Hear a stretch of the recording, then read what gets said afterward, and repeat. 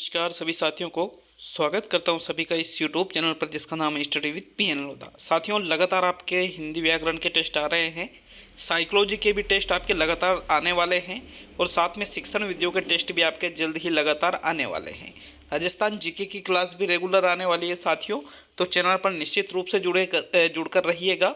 देखिए, यहाँ पर हिंदी व्याकरण और शिक्षण विधियों के 30 बहुत ही कठिन और शानदार प्रश्न देखने को मिलेंगे। तो आने वाली भर्तियों में आपको अगर वास्तव में सही तरीके से हिंदी की तैयारी करनी है, जिसमें व्याकरण की हो या फिर शिक्षण विधियों की, तो ये टेस्ट सीरीज निश्चित रूप से आपको लगातार अभ्यास के रूप में जारी रखना होगा साथियों। तो चलिए वीडियो को शुरू करते हैं, एक एक प्रश्न को हल करेंगे।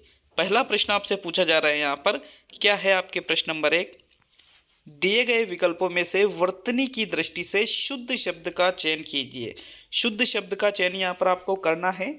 पहला विकल्प है श्रृंगार, दूसरा है मध्याह्न, तीसरा है अंतर्धान और चौथा है महात्म्य। 4 आपके सामने विकल्प है, यहाँ पर जो शुद्ध आपको लग रहा है उसका आपको चुनाव करना है। तो देखो, प्रश्न संख्या 1 में आपका जो सही उत्तर है वो रहेगा अंतर्धान। ये बिल्कुल शुद्ध है। श्रृंगार गलत होता है। श्रृंगार में ये जो श्रेय लिखते हैं ये ऐसा नहीं होता है, बल्कि इस प्रकार से एक ही होता है साथियों।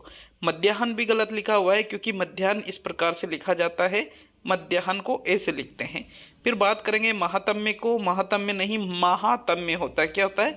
महात्म्य। तो ये भी गलत हो गया। अब अपन क्या पढ़ते हैं? अंतर्ध्यान। अंतर्ध्यान गलत शब्द है, अंतः प्लस ध्यान बराबर शब्द बनता है अंतर्धान। ये बिल्कुल शुद्ध शब्द है, तो तीसरा विकल्प पहले प्रश्न में सही है। नेक्स्ट ये प्रश्न नंबर 2 पे आएंगे। दूसरा प्रश्न है, शुद्ध विलोम युग में नहीं है। उपचय का अपचय, आवृत का अनावृत, जय का पराजय, वाम का उत्तर। देखो, शुद्ध विलोम युग में नहीं है तो जय का पराजय ही होता है। जय के विपरीत है पराजय, आवृत के विपरीत है अनावृत, उपचय के विपरीत है अपचय। लेकिन साथियों, वाम के विपरीत उत्तर नहीं है, क्योंकि वाम के विपरीत क्या होता है? दक्षिण होता है। तो विकल्प नंबर आपका 4 जो है ये शुद्ध विलोम युग में नहीं है, अतः चौथा विकल्प आपका सही रहेगा प्रश्न संख्या 2 में। क्लियर है सभी के प्रश्न नंबर 2 भी? तो चलिए अगले प्रश्न की ओर बढ़ते हैं। क्या पूछा जा रहा है तीसरे प्रश्न में? इनमें से कौन सा शब्द पत्थर का पर्यायवाची नहीं है? शिलाखंड, गिरी, पाहन और उपल। तो देखो, पत्थर के पर्यायवाची की बात करें तो शिलाखंड भी पत्थर का पर्यायवाची होता है, पाहन भी पत्थर का पर्यायवाची होता है और उपल भी पत्थर का पर्यायवाची होता है। लेकिन साथियों, गिरी शब्द पत्थर का पर्यायवाची नहीं होता है। तो जो तीसरे प्रश्न में दूसरा विकल्प है ये आपका सही आंसर होगा। नेक्स्ट बात करेंगे प्रश्न नंबर 4 की। क्या पूछा जा रहा है चौथे प्रश्न में? प्रत्यय की दृष्टि से असंगत विकल्प है। प्रश्न को समझने की कोशिश कीजिएगा। सुंदरता, चचेरा, चढ़ाव और भारतीय। तो एक बार प्रश्न को थोड़ा समझिए और फिर अपने अनुसार कि भाई इसका उत्तर ये रहेगा, उसका आपको चुनाव करना है। तो साथियों, सुंदरता में सुंदर प्लस ता से शब्द बना है, चाचा प्लस एरा से चचेरा, भारत प्लस ई से भारतीय और चढ़ना प्लस आव से चढ़ाव। तो देखो, सुंदरता, चचेरा, भारतीय, ये तीनों जो शब्द है ये यहाँ पर देखो, प्रत्यय 2 प्रकार के होते हैं। एक तो होता है कृत प्रत्यय और एक होता है तद्धित प्रत्यय। यहाँ पर जो पहला विकल्प है तद्धित, पहला विकल्प है, दूसरा विकल्प है, चौथा विकल्प है, ये तीनों ही तद्धित प्रत्यय के उदाहरण है। तद्धित प्रत्यय क्या होते हैं? जो संज्ञा, सर्वनाम और विशेषण के बाद में लगते हैं। तो सुंदरता शब्द, सुंदर क्या है यहाँ पर? यहाँ पर सुंदर शब्द विशेषण है, चाचा शब्द संज्ञा है, भारत शब्द संज्ञा है। तो ये संज्ञा के या फिर सर्वनाम या विशेषण के बाद में लग रहे हैं। लेकिन यहाँ जो चढ़ना शब्द है ये क्रिया है। चढ़ाऊ शब्द किससे बना है? चढ़ना से। तो यहाँ पर क्रिया से जो प्रत्यय बनता है वो कृत प्रत्यय के अंतर्गत आ जाते हैं। इसलिए जो तीसरा विकल्प है आपके प्रश्न नंबर 4 में ये यहाँ पर असंगत है, तो यही आपका सही उत्तर होगा। नेक्स्ट प्रश्न नंबर 5 पे आते हैं। तो 5वां प्रश्न है, हार शब्द में कौन सा उपसर्ग लगाने से उसका अर्थ घूमने से लिया जाता है? घूमना मतलब भ्रमण से लिया जाता है। प्रति, वी, परि और उप। तो साथियों, हार शब्द में यदि हम वी उपसर्ग लगाते हैं तो शब्द क्या बन जाता है? विहार। विहार का मतलब भ्रमण या घूमने से लिया जाता है। तो मतलब दूसरा विकल्प आपका प्रश्न नंबर 5 में बिल्कुल सही है। नेक्स्ट प्रश्न नंबर 6 पे आएंगे। तो चलिए छठा प्रश्न देखते हैं। कौन सा शब्द अशुद्ध है? अभ्यारण्य, दवाइयाँ, तदनुकूल और वर्षा ऋतु। तो साथियों यहाँ पर अशुद्ध शब्द का आपको चुनाव करना है प्रश्न नंबर 6 में। बताइएगा कौन सा विकल्प यहाँ पर आपका सही उत्तर होगा। तो देखो सही उत्तर देख लेते हैं। वर्षा प्लस ऋतु से वर्षा ऋतु शब्द बनता है जो शुद्ध है। तत् प्लस अनुकूल से तदनुकूल शब्द बनता है जो भी शुद्ध है। दवाइयाँ, दवाई प्लस इया, दवाइयाँ में यहाँ पर साथियों इया प्रत्यय लगता है ये वाला, तो ये भी बिल्कुल शुद्ध है यहाँ पर। जबकि दवाई को अपन लिखेंगे डायरेक्टली तो दवाई तो ऐसे लिखते हैं, लेकिन इया प्रत्यय लगने से ये छोटी बड़ी छोटी में बदल जाती है। तो ये तीनों ही शुद्ध है, दूसरा तीसरा चौथा। लेकिन जो पहला विकल्प है अभ्यारण्य, अभ्यारण्य शब्द किससे बना है? अभय प्लस अरण्य से बना है साथियों। किससे? अभय प्लस अरण्य से अभ्यारण्य शब्द बना है। मतलब अभ्यारण्य नहीं होता है, शुद्ध शब्द क्या होता है? अभयारण्य। क्या होता है? अभयारण्य। दीर्घ संधि हो रही है इसमें। तो यहाँ पर जो प्रथम विकल्प है ये एक अशुद्ध शब्द है। अभ्यारण्य शुद्ध नहीं होता है, अभयारण्य शुद्ध होता है। विकल्प एक आपका प्रश्न नंबर 6 में सही है। नेक्स्ट प्रश्न नंबर 7 पे आते हैं। तो 7वां प्रश्न देखेंगे। बहुत परेशान करना के लिए उपयुक्त है नाक रगड़ना, नाक रख लेना, नाक में दम करना और नाक काटना, नाक कटना। देखो बहुत परेशान करना ये एक मुहावरा के अर्थ है। तो किस मुहावरे का ये अर्थ है साथियों? प्रश्न नंबर 7 में जो आपके सही उत्तर है, बहुत परेशान करने के लिए नाक में दम करना मुहावरे का प्रयोग किया जाता है। आपने सुना होगा कह रहे उसने तो नाक में दम कर रखी है, मतलब उसने बहुत परेशान कर दिया है। तीसरा विकल्प आपके 7वें प्रश्न में सही है। नेक्स्ट आते हैं प्रश्न नंबर 8 पर। तो चलिए 8वां प्रश्न। ऊंचा आदमी अधिक इतराता है के लिए उपयुक्त कहावत होगी अंधों में काना राजा, अज्जल गगरी छलकत जाई, नाच न जाने आंगन टेढ़ा और बाप ने मारी मेंढकी बेटा तीरंदाज। तो देखो यहाँ पर क्या है आपके सामने लोकोक्ति? ओछा आदमी अधिक इतराता है। इसके लिए कौन सी लोकोक्ति है साथियों? इसके लिए जो सही लोकोक्ति है वो है अधजल गगरी छलकत जाए। मतलब कम ज्ञानी ज्यादा एक तरह से अपने ज्ञान का प्रदर्शन करता है ज्यादा। दूसरा विकल्प आपके प्रश्न नंबर 8 में सही है। नेक्स्ट प्रश्न नंबर 9 पे आएंगे। तो चलिए 9वां प्रश्न। साधारण मिश्र या संयुक्त वाक्य की समाप्ति पर प्राय कौन सा विराम चिन्ह लगाया जाता है? अर्ध विराम चिन्ह, अल्प विराम चिन्ह, पूर्ण विराम चिन्ह, संबोधक चिन्ह। तो साथियों साधारण वाक्य हो, मिश्र वाक्य हो, संयुक्त वाक्य हो, जब ये वाक्य पूरे हो जाते हैं तो उसके अंत में साधारणतः किस विराम चिन्ह का प्रयोग करते हैं? यहाँ पर साथियों हम पूर्ण विराम चिन्ह का प्रयोग करते हैं। तीसरा विकल्प सही है प्रश्न नंबर 9 में। संबोधक चिन्ह का प्रयोग शुरू में किया जाता है, अल्प विराम का बीच में किया जाता है, अर्ध विराम का भी बीच में किया जाता है, लेकिन अंत में पूर्ण विराम चिन्ह का प्रयोग किया जाता है। तो अतः आपके तीसरा विकल्प बिल्कुल सही है प्रश्न नंबर 9 में। नेक्स्ट प्रश्न नंबर 10 को देखेंगे। तो 10वां प्रश्न है। दूसरों का भला करोगे तो तुम्हारा भी भला होगा। यह वाक्य है साधारण वाक्य है, इच्छार्थक वाक्य है, संयुक्त वाक्य है और मिश्र वाक्य है। तो साथियों दूसरों का भला करोगे तो तुम्हारा भी भला होगा। तो मतलब यह इच्छा तो नहीं बताई जा रही है, ये इच्छार्थक तो नहीं होता है।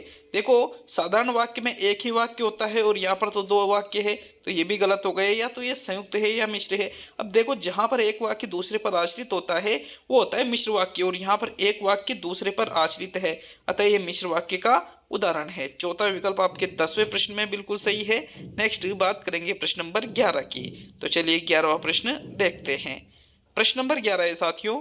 विलोम की दृष्टि से अशुद्ध विकल्प है चतुर का मूढ़, कायर का डरपोक, आर्द्र का शुष्क और उपसर्ग का प्रसर्ग। तो बताइए प्रश्न संख्या 11 में आपके कौन सा विकल्प सही रहेगा? देखो विलोम को देखें तो आर्द्र का विलोम शुष्क ही होता है, चतुर का मूढ़ बिल्कुल सही है, उपसर्ग का प्रसर्ग ही है। लेकिन कायर और डरपोक ये दोनों तो एक दूसरे के पर्यायवाची है, विलोम थोड़ी है। विलोम तो एक दूसरे के विपरीत होते हैं। कायर का तो वीर होना चाहिए। तो मतलब दूसरा विकल्प जो है ये विलोम की दृष्टि से अशुद्ध विकल्प है। दूसरा विकल्प आपके 11वें प्रश्न में बिल्कुल सही आंसर है। नेक्स्ट प्रश्न नंबर 12 पे आएंगे साथियों। तो चलिए 12वां प्रश्न देख लेते हैं। किस विकल्प में सभी पर्याय एक ही शब्द के नहीं हैं? पहला विकल्प मनोज, अनंग, रतिपति और मधुमास। दूसरा विकल्प मधुप, मधुकर, अली और भृंग। तीसरा विकल्प है शिव, पशुपति, नीलकंठ और त्रिनेत्र। और चौथा विकल्प है भूप, महीप, महीपाल और नरेश।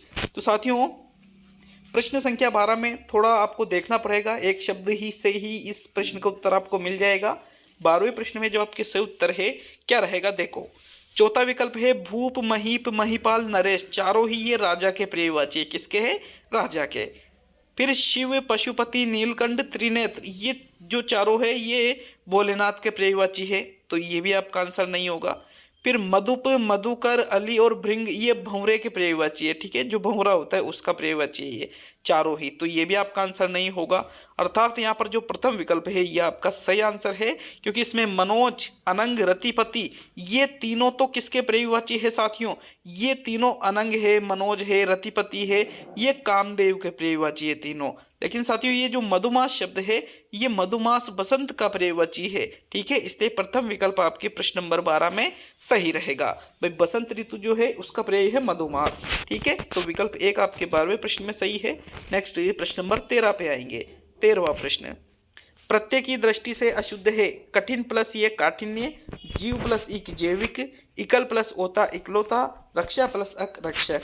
तो साथियों यहाँ पर आपको प्रत्यय की दृष्टि से अशुद्ध देखना है। देखो पहला विकल्प देखेंगे, कठिन प्लस ये, कठिन में ये प्रत्यय लगाने पर शब्द बनता है काठिन्य, बिल्कुल सही है। जीव में इक प्रत्यय लगाने पर शब्द बनता है जैविक, ये भी बिल्कुल सही है। रक्षा में अक प्रत्यय लगाने पर शब्द बनता है रक्षक, ये भी बिल्कुल सही है। लेकिन इकल प्लस होता इकलौता नहीं, एकल प्लस होता इकलौता होता है। यहाँ इकल शब्द बिल्कुल गलत है, तो तीसरा विकल्प आपके 13वें प्रश्न में सही रहेगा। नेक्स्ट अब हम आगे बढ़ेंगे प्रश्न नंबर 14 पर। 14वां प्रश्न है, कौन से विकल्प में विदेशी उपसर्ग का प्रयोग हुआ है? दरअसल, अनजान, आविष्कार और परदेसी। तो भाई इनका आप उपसर्ग देखो। अब पहले पर उपसर्ग इसमें लगा हुआ है, आवी उपसर्ग इसमें लगा हुआ है, आविष्कार। ठीक है, फिर इसमें दर उपसर्ग इसमें लगा हुआ है और इसमें अन उपसर्ग लगा हुआ है। तो साथियों अन हिंदी का है, पर और आवी भी विदेशी नहीं है। अर्थात यहाँ जो दरअसल शब्द है ये एक विदेशी उपसर्ग का शब्द है। विकल्प नंबर आपका 1 सही है प्रश्न नंबर 14 में। नेक्स्ट आते हैं प्रश्न नंबर 15 पर। तो 15वां प्रश्न, करण तत्पुरुष समास का उदाहरण है तुलसीकृत, पदच्युत, पंचामृत और ऋणमुक्त। तो देखो यहाँ पर करण तत्पुरुष, कर्ता ने कर्म को करण से अथवा के द्वारा, इसका कारक चिन्ह होता है से अथवा के द्वारा। तो ऋण मुक्त क्या होता है? ऋण से मुक्त, से यहाँ पर आ रहा है एक तो। ठीक है, पंचामृत, तो पंचामृत 5 अमृतों का समूह, मतलब इस प्रकार से है ये, तो ये तो अलग ही हो गया। फिर पदच्युत, पद से अलग होना। ठीक है, पद से अलग होना पदच्युत कहलाता है। और तुलसीकृत, तुलसी के द्वारा कृत, तुलसी के द्वारा कृत या रचित। साथियों के द्वारा और से इसमें आ रहा है, लेकिन ये अलग होने के अर्थ में हो रहा है। किसके अर्थ में? अलग होने के अर्थ में अगर से शब्द आए तो वहां पर अपादान तत्पुरुष होता है, न कि करण तत्पुरुष। अर्थात यहाँ पर तुलसी कृत शब्द है, इसमें करण तत्पुरुष समास है। 15वें प्रश्न में प्रथम विकल्प सही है। नेक्स्ट आगे बढ़ेंगे प्रश्न नंबर 16 की ओर। तो 16वां प्रश्न, किस विकल्प में समास का सही विग्रह नहीं हुआ है? घृतान्न, घृत से पका हुआ अन्न, कवि पुंगव, कवियों में पुंगव, दयाद्र, दया से आद्र, प्राप्तोदक, उदक को प्राप्त। तो साथियों यहाँ पर 4 विकल्प आपके सामने हैं, जिसमें ये बता रखा है कि भाई ये शब्द है और इसका समास विग्रह ये है। तो एक ऐसा है जिसका सही विग्रह नहीं हो रहा है, तो वही आपको पकड़ना है। कौन सा रहेगा? 16वें प्रश्न में थोड़ा सोचिएगा, समझिएगा और फिर उत्तर दीजिएगा। देखो से उत्तर देखते हैं। चौथा विकल्प है प्राप्तोदक, उदक को प्राप्त, बिल्कुल सही है। दयाद्र, दया से आद्र, कवि पुंगव, कवियों में पुंगव, पुंगव मतलब श्रेष्ठ से लिया जाता है। किससे लिया जाता है? श्रेष्ठ से। लेकिन घृतान्न, घृत से पका हुआ अन्न नहीं होता है, बल्कि घृत में पका हुआ। अधिकरण तत्पुरुष समास का उदाहरण है ये, अधिकरण तत्पुरुष समास का उदाहरण है। अधिकरण में पेपर, ये कारक चिन्ह होते हैं, तो घृत से नहीं घृत में पका हुआ अन्न होता है साथियों शुद्ध। विकल्प नंबर आपका 1 सही विग्रह नहीं हो रहा है। तो 16वें प्रश्न में प्रथम विकल्प सही है। नेक्स्ट प्रश्न नंबर 17 पे आएंगे। 17वां प्रश्न, यण संधि का विकल्प है। यण संधि का विकल्प देखना है। यण संधि किसके अंतर्गत आती है? स्वर संधि के अंतर्गत। सत्यासत्य, स्वाधीन, खंडान्वय और प्रत्याशा। तो देखो टुकड़े करके देखते हैं। सत्यासत्य का विच्छेद क्या होगा? सत्य प्लस असत्य, शब्द क्या बनेगा? सत्यासत्य। तो ये दीर्घ संधि का उदाहरण है। किसका उदाहरण है ये? दीर्घ का, तो ये आपका आंसर नहीं होगा। फिर स्वाधीन का अगर हम विच्छेद करें तो स्वाधीन, स्व प्लस अधीन, शब्द क्या बनेगा? स्वाधीन। ये भी दीर्घ संधि का उदाहरण है साथियों, ये भी आपका आंसर नहीं होगा।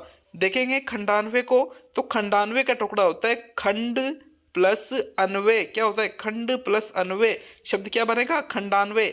ये भी दीर्घ संधि का ही उदाहरण है, अर्थात पहला दूसरा तीसरा तो दीर्घ संधि का उदाहरण है, और चौथा जो विकल्प है ये यण संधि का उदाहरण है। तो चौथा विकल्प सही रहेगा। इसका क्या विच्छेद होगा, प्रत्याशा का, प्रति प्लस आशा, ई के बाद में असमान स्वर आ रहा है तो वहां यण संधि होती है।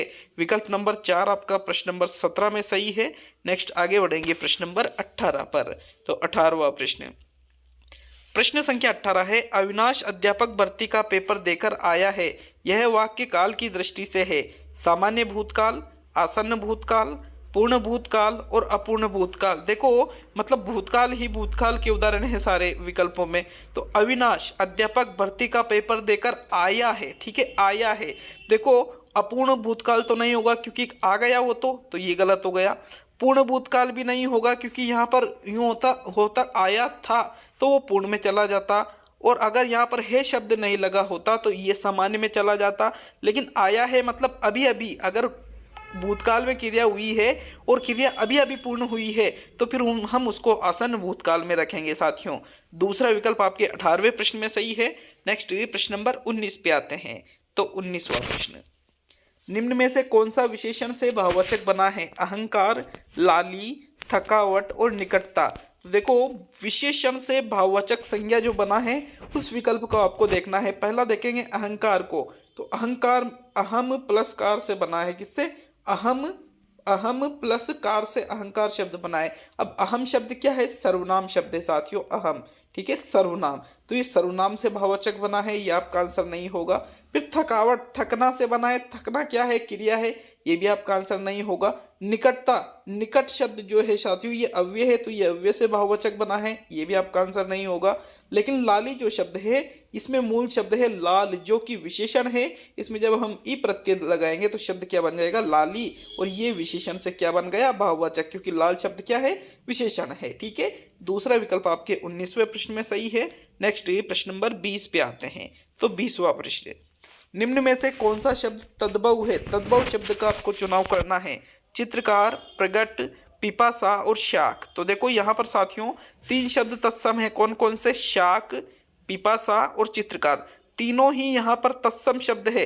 लेकिन जो प्रकट शब्द है प्रगट, ये यहाँ पर एक तद्भव शब्द है, कैसा शब्द है ये, एक तद्भव। तो विकल्प नंबर आपका 2 सही हो जाता है प्रश्न नंबर 20 में। नेक्स्ट प्रश्न नंबर 21 पे आते हैं। तो 21वां प्रश्न, प्रश्न संख्या 21 है, चिन्ह प्रयोग के संदर्भ में असत्य कथन है, जो विराम चिन्ह की बात की जा रही है यहाँ पर। किसी अध्याय या ग्रंथ की समाप्ति पर इतिश्री चिन्ह का प्रयोग किया जाता है, पहला विकल्प। संक्षेपण चिन्ह को लाघव चिन्ह भी कहते हैं, दूसरा विकल्प। किसी को पुकारने के लिए विस्मयबोधक चिन्ह का प्रयोग किया जाता है, तीसरा विकल्प। और वाक्य की समाप्ति पर पूर्ण विराम चिन्ह का प्रयोग किया जाता है, चौथा विकल्प। तो ये 4 विकल्प है, इसमें आपको असत्य कथन ढूंढना है साथियों। देखो कोई भी अध्याय या ग्रंथ की समाप्ति होती है तो वहां पर समाप्ति के बाद में इतिश्री चिन्ह लगाते हैं, सही है। संक्षेपण चिन्ह को हम लाघव चिन्ह भी कहते हैं, ये भी सही है। लेकिन तीसरा विकल्प यहाँ गलत है, क्यों, क्योंकि किसी को पुकारने के लिए विस्मयबोधक चिन्ह का प्रयोग नहीं किया जाता है बल्कि संबोधन चिन्ह का प्रयोग किया जाता है। किसका प्रयोग किया जाता है, संबोधन चिन्ह का प्रयोग यहाँ पर किया जाता है। तो तीसरा विकल्प आपका असत्य कथन है, इसलिए यही आपका सही आंसर है। देखो चौथा विकल्प कह रहा है वाक्य की समाप्ति पर पूर्ण विराम चिन्ह का प्रयोग किया जाता है, ये अपन पहले भी इस प्रश्न को हम हल कर चुके हैं कि भाई वाक्य की समाप्ति पर कौन से चिन्ह का, तो पूर्ण विराम चिन्ह का प्रयोग करते हैं। तीसरा विकल्प आपका 21वें प्रश्न का सही उत्तर है। नेक्स्ट आगे बढ़ेंगे साथियों प्रश्न संख्या 22 की ओर। तो चलिए 22वां प्रश्न देखते हैं। रचनात्मक मूल्यांकन किया जाता है सतत मूल्यांकन के रूप में, सत्रांत में, सत्र के प्रारंभ में और इनमें से कोई नहीं। तो इनमें से कोई नहीं को तो हम हटा देते हैं। रचनात्मक मूल्यांकन का मतलब होता है साथियों वह मूल्यांकन जो चलता रहता है, ठीक है चलता रहता है, एक विशेष समय पर नहीं होता है बल्कि चलता रहता है। तो सतत मूल्यांकन के रूप में रचनात्मक या निर्माणात्मक मूल्यांकन भी इसको कहा जाता है, ये सतत मूल्यांकन के रूप में किया जाता है। विकल्प नंबर आपका 1 बिल्कुल सही आंसर है प्रश्न नंबर 22 में। नेक्स्ट प्रश्न संख्या 23 पे आएंगे। तो चलिए 23वां प्रश्न देखते हैं। बच्चों के लेखन कौशल का मूल्यांकन करने के लिए कौन सी विधि बेहतर हो सकती है, श्रुतलेख, अपने अनुभवों को लिखना, पाठ आधारित प्रश्नों के उत्तर लिखना और सुंदर लेख का अभ्यास करना। देखो, लेखन कौशल का मूल्यांकन करना है तो श्रुत लेख में बालक जो अध्यापक बोलेगा उसको सुनकर लिखेगा। पाठ आधारित प्रश्नों के उत्तर जो पाठ पढ़ा है उसके आधार पर लिखेगा। सुंदर लेख का अभ्यास करना, नकल एक तरह से हो जाती है ये, और ये है अपने अनुभवों को लिखना। तो साथियों, सबसे बेस्ट जो विकल्प है वो रहेगा 23वें प्रश्न में अपने अनुभवों को लिखना, क्योंकि बालक खुद के अनुभवों को लिखेगा, मतलब खुद के विचारों को भी स्वतंत्र रूप से व्यक्त कर रहा है और खुद के विचारों को लिख करके व्यक्त कर रहा है, तो उससे ही सबसे बढ़िया लेखन कौशल का मूल्यांकन होता है। दूसरा विकल्प आपके 23वें प्रश्न में सही है। नेक्स्ट प्रश्न नंबर 24 में आएंगे। लेकिन वीडियो अच्छा लगे तो वीडियो को लाइक जरूर कीजिएगा और कम से कम किसी एक मित्र के पास वीडियो को शेयर जरूर कीजिएगा। साथियों, इतना तो आप कर ही सकते हो, 1 मिनट का भी टाइम आपको नहीं लगेगा इसके लिए। देखिएगा, नीचे कमेंट करके हमें आप बता सकते हो कि वीडियो में कोई कमी आपको नजर आती है तो, और हमें यह भी बता के जाए कि 30 में से आपके कितने प्रश्न सही हो रहे हैं। साथियों, चैनल पर नए हो तो चैनल को सब्सक्राइब भी जरूर करिएगा। 24वां प्रश्न क्या पूछ रहे हैं देखते हैं।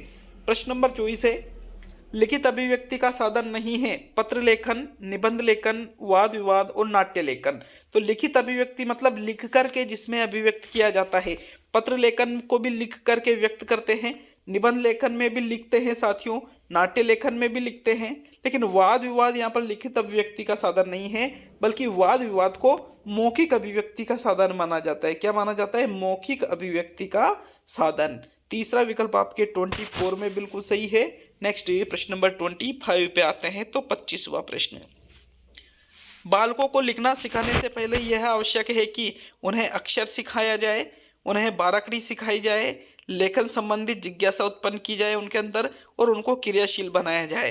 तो साथियों, लिखना सिखाने से पहले मतलब बालक अभी लिखना नहीं जानता है, तो अगर हमको बालक को लिखना सिखाना है तो सबसे पहले हमें क्या करना चाहिए? उसे लेखन संबंधी जिज्ञासा उसके अंदर उत्पन्न हमें करनी चाहिए। आंतरिक रूप से वो इस चीज के लिए इच्छुक होना चाहिए, ठीक है। उसके अंदर जिज्ञासा होना चाहिए कि यार लिखते कैसे हैं, ठीक है। तीसरा विकल्प आपके 25वें प्रश्न में बिल्कुल सही आंसर है।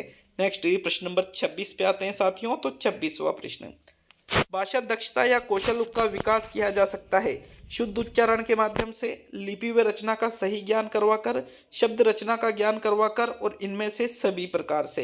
तो देखो, भाषा दक्षता या कौशल का विकास शुद्ध उच्चारण के माध्यम से भी कर सकते हो, लिपि और रचना का सही ज्ञान कराकर भी कर सकते हो, शब्द रचना का ज्ञान कराकर भी कर सकते हो, अर्थात उक्त सभी प्रकार से। चौथा विकल्प आपके प्रश्न नंबर 26 में सही रहेगा। चलिए नेक्स्ट प्रश्न नंबर 27 पे आते हैं। 27वां प्रश्न क्या पूछा जा रहा है? 27वें प्रश्न में, निबंधात्मक परीक्षण सर्वाधिक प्रचलित उपलब्धि परीक्षण है, फिर भी इसका प्रमुख दोष है बालकों की विभिन्न योग्यता का परीक्षण, अभिव्यक्ति क्षमता के कम अवसर मिलते हैं, बालकों में लेखन कला का विकास नहीं हो पाता है, विश्वसनीयता का अभाव पाया जाता है। तो देखो, निबंधात्मक परीक्षण की बात की जा रही है जिसमें मतलब अधिक शब्दों में लिख करके यहाँ पर उत्तर देना होता है।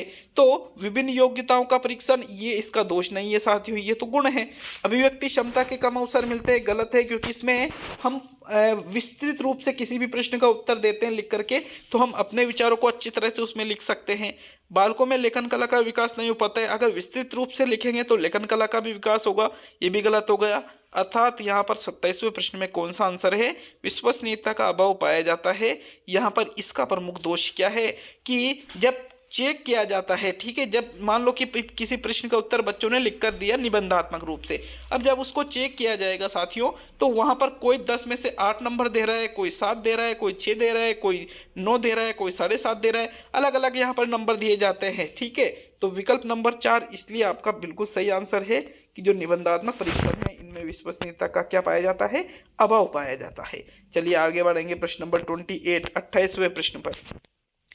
कक्षा व्याकरण शिक्षण का उद्देश्य नहीं है व्याकरण संबंध भाषा का प्रयोग, भाषाई कौशलों का सही से उपयोग, भाषिक संरचनाओं को सही से जानना, व्याकरण के क्षेत्र में विद्वान बनाना। तो भाई, कक्षा में जो बच्चों को हम व्याकरण शिक्षण कराते हैं तो उसका क्या उद्देश्य नहीं है? समस्त भाषा का प्रयोग व्याकरण संबंध भाषा का प्रयोग हो, व्याकरण के अनुसार भाषा का प्रयोग करें बच्चे, भाषाई कौशलों का सही से उपयोग करें, भाषिक संरचनाओं को सही से जाने, ये चीज़ें एक उद्देश्य होती है नॉर्मली कक्षा में जो हम व्याकरण पढ़ाते हैं बच्चों का, उसका। तो साथियों चौथा विकल्प आपका सही आंसर है, क्योंकि ये कक्षा व्याकरण शिक्षण के उद्देश्यों में नहीं आता है। व्याकरण के क्षेत्र में विद्वान बनाने के लिए हम बच्चों को व्याकरण नहीं पढ़ाते हैं। चौथा विकल्प आपका प्रश्न नंबर 28 में सही है। नेक्स्ट प्रश्न नंबर 29 पे आते हैं, जो कि सेकंड लास्ट क्वेश्चन है आज के इस टेस्ट का। 29वां प्रश्न है, हिंदी शिक्षण में कौन सी सामग्री दृश्य नहीं है? लपेट फलक, चार्ट, चलचित्र और छायाचित्र। तो साथियों लपेट फलक यहाँ पर एक दृश्य सामग्री है, चार्ट एक दृश्य सामग्री है, तो तीसरा या चौथा विकल्प। तो 29वें प्रश्न में आपके जो सही विकल्प है साथियों वो रहेगा विकल्प नंबर 3। चलचित्र जो है ये दृश्य सामग्री नहीं है, बल्कि चलचित्र दृश्य श्रव्य सामग्री है। दृश्य श्रव्य मतलब जिसमें दिखाई भी देता है और सुनाई भी देता है, वो होता है चलचित्र, जैसे फिल्में वगैरह जो होती है वो। तो तीसरा विकल्प आपका जो है ये दृश्य नहीं है बल्कि दृश्य श्रव्य है। तीसरा विकल्प आपका सही आंसर रहेगा 29वें में। छायाचित्र, छायाचित्र का मतलब फोटो से लिया जाता है, और फोटो क्या है? दृश्य सामग्री है, इसलिए चौथा विकल्प आपका आंसर नहीं होगा। तो आज का अंतिम और तीसरा प्रश्न है, लेकिन वापस याद दिला दूं, अभी तक भी वीडियो को लाइक और चैनल को सब्सक्राइब नहीं किया है तो जरूर कर लीजिएगा साथियों। अंतिम और तीसरा प्रश्न है आपके, दैनिक पाठ योजना का सबसे महत्वपूर्ण पद माना जाता है, सबसे महत्वपूर्ण पद माना जाता है प्रस्तावना को, प्रस्तुतिकरण को, मूल्यांकन को और शिक्षण सामग्री को। तो साथियों देखिए, जो दैनिक पाठ योजना हम बनाते हैं इसमें जो अलग अलग पद होते हैं, तो सबसे ज़्यादा महत्वपूर्ण पद क्या है? सबसे ज़्यादा महत्वपूर्ण पद किसका माना जाता है? प्रस्तुतिकरण को माना जाता है, क्योंकि प्रस्तुतिकरण में ही हम जो प्रकरण अपना होता है उसकी प्रस्तुति बच्चों के सामने करते हैं। अंतःक्रिया भी इसी में होती है, इसी में बालक सीखता है जो हम उसे सिखाना चाहते हैं। तो दूसरा विकल्प आपके 30वें प्रश्न में सही हो जाएगा। ये आज का टेस्ट पूरा हुआ। टेस्ट जैसा भी लगा हो आप नीचे हमें सभ्य भाषा में कमेंट करके जरूर बताइएगा। मिलते हैं अब अगले वीडियो में। बहुत बहुत धन्यवाद सभी का। कोई कमी हो तो भी सभ्य भाषा में आप निश्चित रूप से हमें बताइए साथियों। बहुत बहुत धन्यवाद एक बार पुनः सभी का।